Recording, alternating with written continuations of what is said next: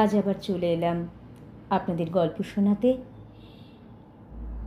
গতদিনে আমরা শুনেছিলাম ছোট গল্প সৌধ, তার প্রথম পর্ব। কলমে পলাশ হালদার, কণ্ঠে আমি মনিকা।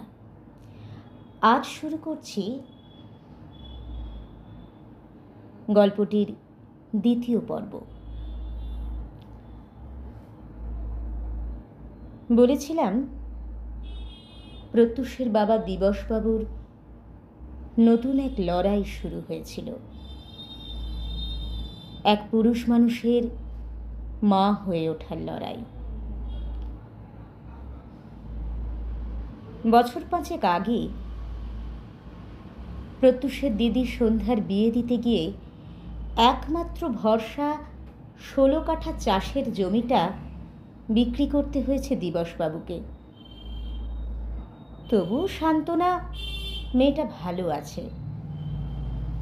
মাকে হারানোর যন্ত্রণা ভুলেছে স্নেহময়ী শাশুড়ি মাকে পেয়ে।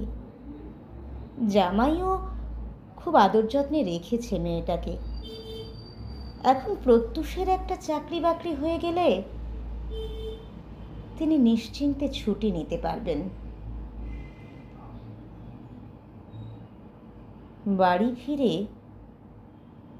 নিজেকে ঘরবন্দি করে ফেলেছে প্রত্যুষ। সে বুঝে গেছে আজকের দিনে শুধুমাত্র যোগ্যতা দিয়ে কিচ্ছু হবে না। বাচ্চুদা থেকে শুরু করে আরও ওপর মহলের দাদা দিদিদের খিদে না মেটালে চাকরি তাদের কাছে সোনার পাথর বাটিই থেকে যাবে। কিন্তু সে কিভাবে তার বাবাকে 5 লাখ টাকার কথা বলবে? টাকাটা আসবেই বা কোথা থেকে? থাকার মধ্যে আছে তো ওই ভিটে বাড়িটুকু। দিবসবাবু সারা বছর জন খেটে সংসার চালান, ছেলের পড়াশোনার খরচ জোগান। যদিও সেটাই সব নয়, প্রত্যুষ নিজেও টিউশনি পড়িয়ে নিজের খরচ কিছুটা হলেও জোগাড় করে। সে ভেবেছিল স্কুল মাস্টারের চাকরিটা পেয়ে বাবাকে একটু বিশ্রামের কথা বলবে। মানুষটা আর কত খাটবেন? বাবার মুখেই শুনেছে তার মায়ের খুব ইচ্ছে ছিল বসত ভিটেতে একটা রাধা গোবিন্দের মন্দির বানানোর। মায়ের সেই অপূর্ণ ইচ্ছাও পূরণ করতে চায় সে। কিন্তু হঠাৎ করে 5 লাখের হিসেব তার সব স্বপ্নকে চুরমার করে দিতে উদ্যত হয়েছে। তাহলে কি শেষ পর্যন্ত পিতৃপুরুষের ভিটেটুকু? অসম্ভব। সব জেনে শুনে কিছুতেই সে। আজও সেই দিনটার কথা প্রত্যুষের চোখে ভাসে।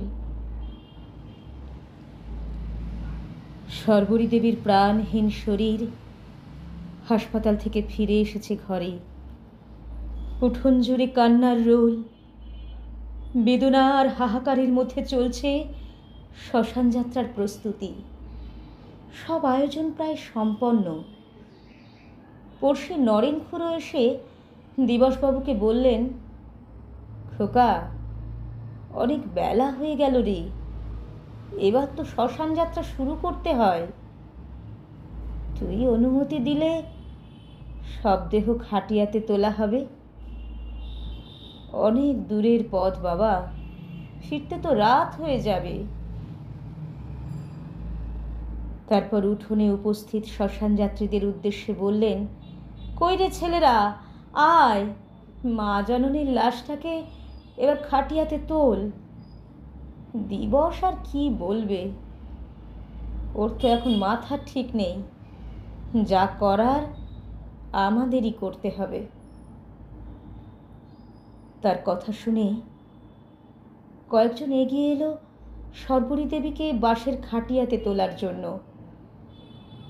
তারা সব দেহকে ছুঁতেই চিৎকার করে উঠলেন দিবসবাবু, কেউ ওকে খাটে তুলবে না, কোথাও যাবে না ও। বিস্মিত নরেন খুড়ো জিজ্ঞাসা করলেন, বলিস কি রে খোকা, কোথাও যাবে না মানে? লাশটা কি ঘরে ফেলে রাখবি?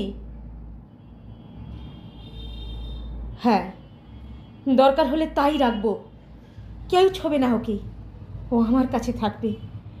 ওর গায়ে আমি আগুন দিতে পারবো না।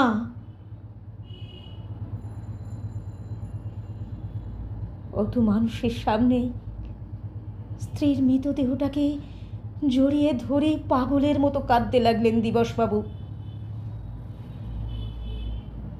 ভালোবেসে বিয়ে করেছিলেন দুজনে, দুটো পরিবারের অমতে। তাদের ভালোবাসার অভাব ছিল না, ওটাই ছিল ওদের একমাত্র সম্পদ।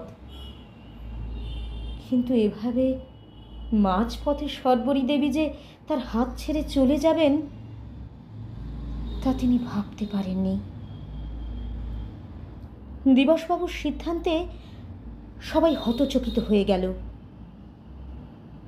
ধীরে ধীরে ফাঁকা হয়ে গেল তাদের উঠোন। সকাল থেকে দুপুর, দুপুর থেকে বিকেল গড়িয়ে সন্ধ্যা নামছে। তখনও পর্যন্ত স্ত্রীর মৃতদেহ আগলে বসে আছেন তিনি। চারদিক থেকে শঙ্খধ্বনি ভেসে আসছে, ঘরে ঘরে সন্ধ্যা প্রদীপ জ্বলে উঠছে। ঠিক তখনই প্রত্যুষ সন্ধ্যাকে দিবসবাবু বললেন, চল, তোদের মায়ের জন্য একটা ঘর বানিয়ে দিই, না হলে কখন কোথায় চলে যাবে। ওকে চিরদিন এখানেই আটকে রাখবো, কোথাও যেতে দেব না, কোথাও না, কোথাও না। শেষ হলো সৌধ গল্পের দ্বিতীয় পর্ব। পরের পর্ব শোনাবো আগামী দিনে। অপেক্ষায় থাকুন।